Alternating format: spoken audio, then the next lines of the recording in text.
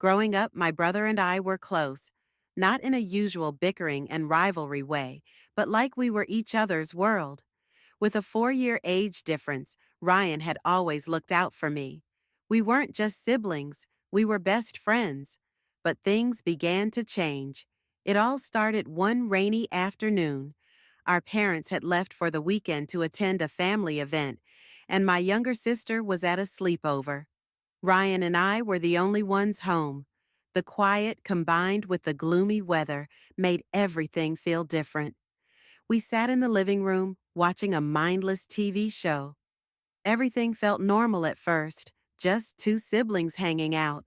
But then a silence settled between us. A kind of silence where every word feels like it could mean more than it should. I caught him looking at me in a way I hadn't seen before, as if he was studying me, trying to figure something out. "Are you okay?" I asked, hoping to break the tension. He turned to me with a small, almost imperceptible smile on his lips. "Yeah, I'm fine." Ryan hesitated. "Do you ever feel like things are different between us?" I blinked, not understanding. "What do you mean, different?" He shrugged, not meeting my eyes. "I don't know. We used to be so close. But lately, it feels like there's something between us." A knot formed in my stomach, but I pushed it away. "We're still close," I said softly, trying to reassure him and myself. "We've just grown up, that's all." He didn't respond right away. For a moment, the only sound was the soft patter of rain against the windows. Finally, Ryan spoke again, quieter this time. "I miss the way things used to be." Something in the way he said it sent a shiver down my spine, though I couldn't quite figure out why. I opened my mouth to say something, but no words came out. Instead, I looked at him, trying to read his expression, but it seemed like he was hiding whatever he was feeling. After a long pause, he stood up. "I'm going to get something to drink. Do you want anything?" I shook my head, still trying to shake off the weird feeling. Ryan disappeared into the kitchen, leaving me with growing unease. I didn't understand why everything felt so intense, but there was no denying it. Something had shifted between us. When Ryan returned, he handed me a glass of water, even though I hadn't asked for it. His fingers brushed against mine as he gave it to me, and I flinched at the unexpected jolt of electricity. "Sorry," he murmured, watching my reaction closely. "It's fine," I said quickly, setting the glass down on the table. I stood up, needing some air. "I think I'm going to go upstairs for a bit." He nodded, not saying anything. As I walked past him, I could feel his eyes on me, making the hairs on the back of my neck stand up. Whether it was embarrassment or something else, I wasn't sure. Upstairs, I closed my bedroom door and leaned against it, trying to calm my racing heart. I didn't know why everything felt so charged between us, but I couldn't shake the feeling that something was changing, something I wasn't ready for. I found myself pacing around my room, replaying the last moments over and over in my head. Something was wrong, or maybe something was right but felt wrong, like walking on a cliff edge. I tried to focus on other things, but my mind kept returning to Ryan, his lingering gaze, the strange tension, the way his fingers brushed against mine. It all seemed so innocent, yet it wasn't. I could feel it in my bones. I sat down on my bed, staring at the wall, hoping for clarity. But my mind kept circling back to how close we had always been and how much I had relied on him. Ryan had always been my protector, my confidant. But now that connection felt complicated. My phone buzzed, pulling me out of my thoughts. It was a text from Ryan. "Are you okay?" The simple message made my heart skip a beat. I hesitated before typing a quick, neutral response. "Yeah, just tired." I set my phone down, thinking that would be the end of it. But a minute later, there was a knock on my door, and Ryan stepped inside, his face serious. "You sure you're okay?" he asked, leaning against the door frame. I nodded, but the way he was looking at me made me nervous. It wasn't like before when we could just exist without overthinking every glance and word. Now, I was hyper aware of everything: his presence, voice, even how he stood there watching me. I just needed a break, I said softly. Ryan moved closer, sitting on the edge of my bed. You don't have to be weird around me, you know. I don't want things to change between us. I don't want that either, I whispered, not sure if it was true. Things were already changing, and I couldn't deny it. For a long moment, we sat in silence. The rain still fell outside, its steady rhythm amplifying the quiet. I glanced at Ryan, and our eyes met. Something shifted in the air again. Not just tension, but like we were on the edge of something we didn't understand. Something neither of us wanted to acknowledge, but couldn't ignore. He reached out, placing his hand gently on mine, and I froze. It was a simple gesture, one we'd done 1,000 times, but now it felt different. His fingers curled around mine, holding them possessively, as if he didn't want to let go. I miss you, he said softly, eyes searching mine. I feel like we're drifting apart, and I hate it. I swallowed hard, my mind racing. We're not drifting apart, I said, but my voice lacked conviction. You don't feel it? He asked, his hand still on mine. Like something's changed? I didn't know how to answer him.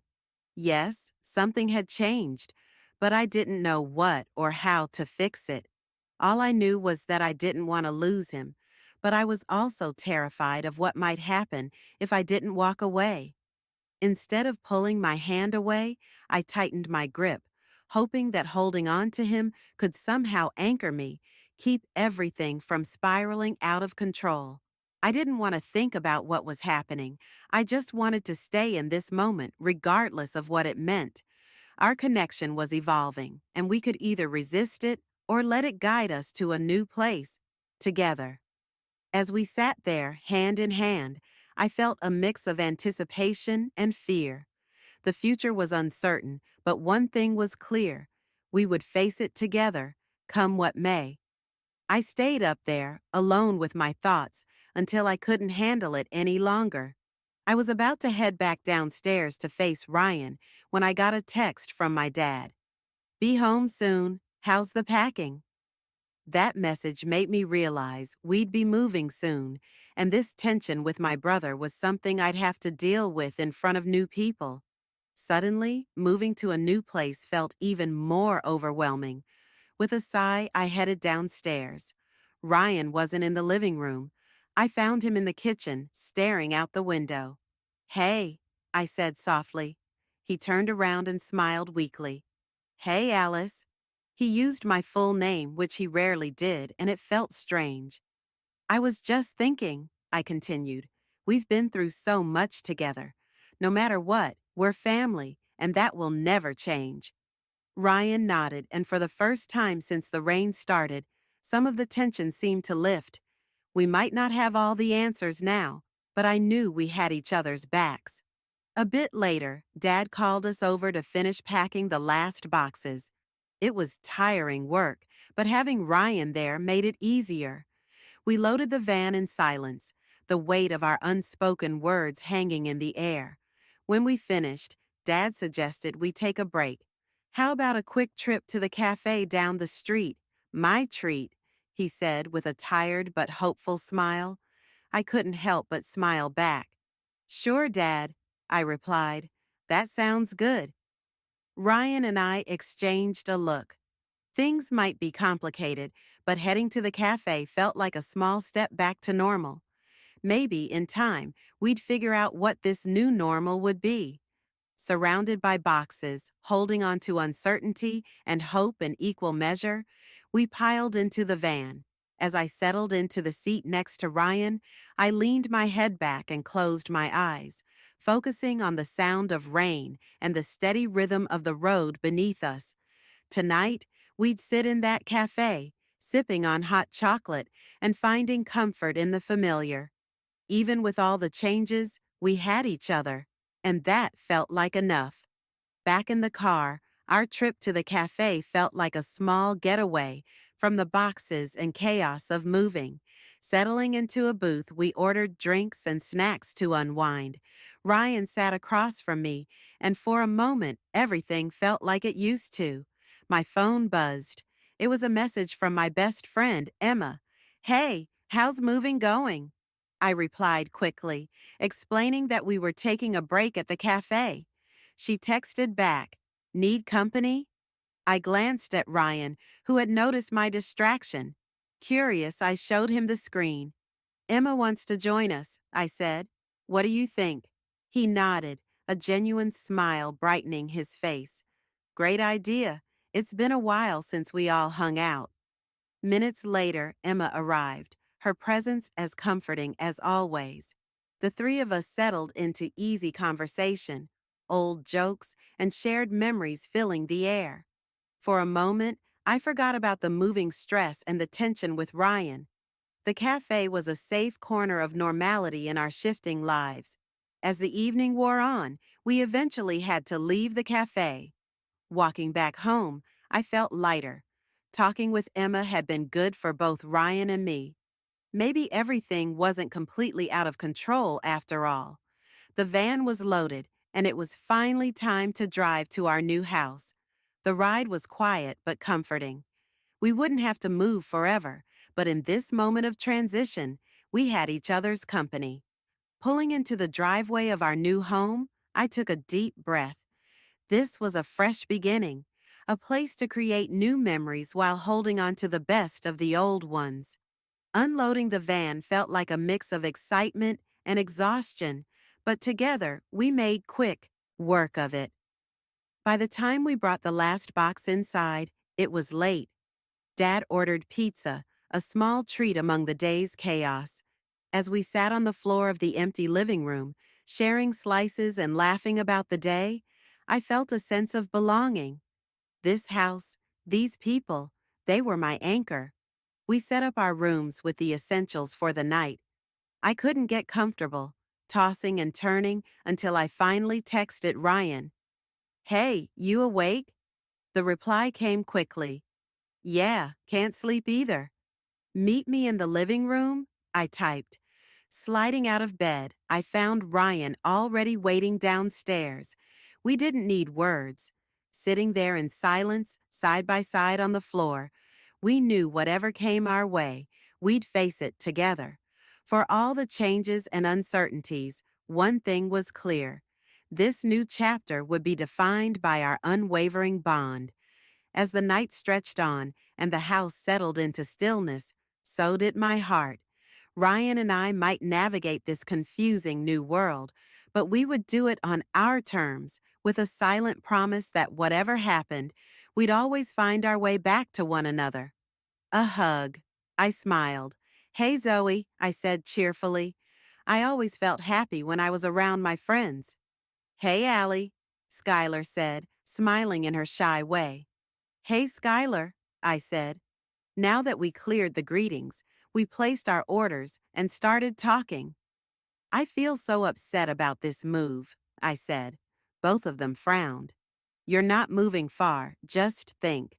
You'll still go to the same school and you'll still see us," Skylar said. I smiled a little. That made me feel better. "I know, but what if this Alex is a total jerk?" I asked. Zoe smirked.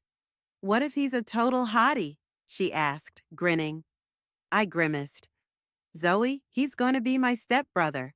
"That's so wrong," I stated. She frowned. "Well, he isn't your stepbrother yet, and he won't be for a few months. What's stopping you from trying something before then?" she asked. I grimaced again. "It's still wrong. I'd have to see him every day, knowing what happened between us. It would be so awkward," I stated. She frowned, but then nodded. "I guess you're right," she said. I smiled, knowing she would see it my way. "Well, I've got to go. Need to meet the stepmom and Alex at the new house," I said. She frowned. "Don't you know her name?" she asked. I frowned, realizing I must have forgotten. No, if my dad told me, then I forgot, I stated. She laughed a little. That won't be a very good first impression, will it? She asked, smirking warmly. I frowned. I don't really care what she thinks of me, I boasted. But you'll have to live with her. Wouldn't it be easier if you liked each other? She asked. I nodded. Yeah, but it isn't my fault if she doesn't like me, I stated. She smiled. Okay, make sure you ring me later. I want all the gossip about Alex, she said. I rolled my eyes. Yeah. See you, Zoe. See you, Skylar, I said, waving as I stood up. They waved back, and I smiled as I turned to walk back up the road towards my soon-to-be old house. The moving van was still outside when I got there. My dad came out carrying a couple of boxes. Do you want to give me a hand? He asked when he saw me standing by the back of the van. I smirked. Are you seriously asking me that? I asked, amused, as he put both the boxes in the van. He frowned. Come on, Allie, cut me some slack, he said. I frowned. I didn't like annoying my dad, but he deserved it for making me do this. But I figured if I didn't like them, I could annoy him all I wanted later. For now, I might as well help him. Sure, what do you need help with? I asked, rolling up the sleeves of my t-shirt. There's a box of CDs and DVDs in the family room. Could you grab it and bring it out? He asked. I smiled and nodded, then walked towards the house. When I got into the family room, the box was on the floor, just like he said it would be.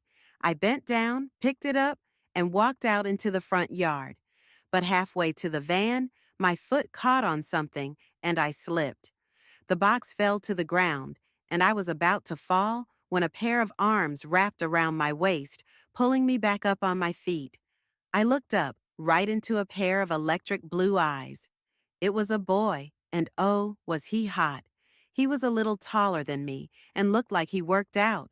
He had short blonde hair, which hung down on his face. He also had snake bites on his bottom lip. I slowly looked over what he was wearing. Black baggy jeans ripped at the knees, a dark blue check shirt that was undone with a black tee underneath, and blue and black Nike trainers. Ah, thanks, I said, finally snapping out of it. He smiled, dazzling me. No problem, I'm Alex, he said. As soon as he said it, my mouth dropped open in shock. You, you're Alex? I stuttered stupidly. He nodded, his smile turning into a grin. Hi, I'm Allie, I stated. He didn't seem fazed by my reaction, as he smiled again and bent down to pick up the box I had dropped. It's nice to meet you, Allie, he said. I gulped, nodding. Nice to meet you too, I said. He grinned again as he turned to my dad and handed him the box. Thanks for helping her, Dad said, smiling at Alex. It's no problem, Nick, Alex said. Dad smiled and nodded before putting the box in the van. So, why are you here? Dad asked. Alex smiled. I thought you could use some help with the stuff, he said, glancing at me. I couldn't help but blush. Wait, what? I never blush. Never. We could use some help. There are a bunch of boxes in the living room. Could you and Allie grab them for me? Dad asked. Alex nodded, then turned to me. I smiled a little as I turned around and walked back to the house with Alex following behind me. There were 7 boxes in the living room altogether. I bent down to pick one up and somehow managed to trip. But once again, I felt a pair of arms slip around my waist before I hit the floor. Are you clumsy, or is it just me? He asked as he lifted me to my feet. I blushed a little as I frowned. I'm never usually this clumsy, I stated. He smiled. So, it's just me? He asked. I smiled a little. Don't flatter yourself, I joked. He grinned as he picked up a box and walked out of the room. I frowned. Was it just me, or was he flirting? But he couldn't be. We were going to be stepbrother and stepsister soon. I shook my head as I picked up a box, managing not to fall this time. Then I walked out of the house, through the garden, and to the van, putting the box in the back. Alex had already gone back inside for another box. So, what do you think of Alex so far? My dad asked as I shrugged. He seems okay, I guess, I said. He smiled a little. Well, at least you don't hate him, he joked. Yeah, that's an understatement, I said, smirking.